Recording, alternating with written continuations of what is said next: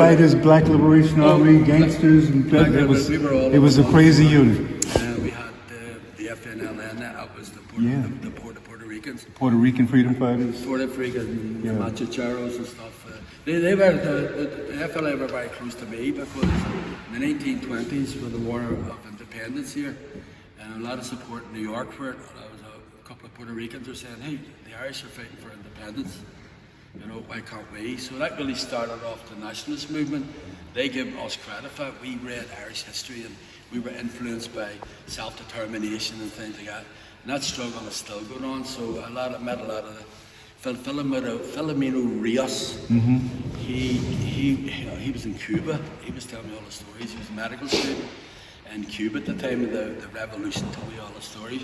Facing 350 years with the Panther 21 case. Came out on bail, the 21 was acquitted, and then as the Panther Party was attacked and divided by the FBI's counterintelligence program, a lot of us, Sekou, who was with us, who passed away a few months ago, and Chewy went underground, and in the rules of discipline in the Black Panther Party, it said, no Panther shall be a member of any other organizational force except the Black Liberation Army. That's where the name BLA comes from. And so we became BLA combatants. And similar to, what IRA soldiers were doing about drugs in the community, we were shutting the drug dealers down. Same thing, 2 strikes you're out, and then we shut you down. So I went back to prison for that.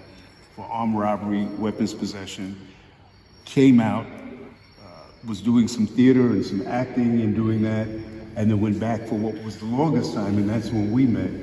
And that was a series of things, a series of conspiracy charges that included breaking Assata Shakur out of prison, some armed confrontations with the police, some armored car robberies, eventually acquitted of all of those things in my case, but convicted of running a modern underground railroad that were helping people get out of the country, revolutionaries, Black, white, Latino, who were underground, helping them kind of get out the country. And so that's what I got my 12-and-a-half-year prison sentence from. But Giuliani at that time was the U.S. attorney, and they had a 97% kind of conviction rate? Oh, yeah. But what we did in all of our trials, from the Panther 21 trial to the Brinks case, is that we would put the government on trial. So the idea that we would stand up, we would question their legitimacy to put us on trial.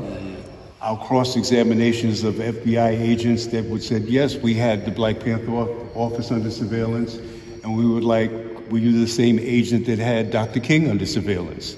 Were you involved in the conspiracy to murder Dr. King or to murder Malcolm X? And we would always make jury selection be an important part of it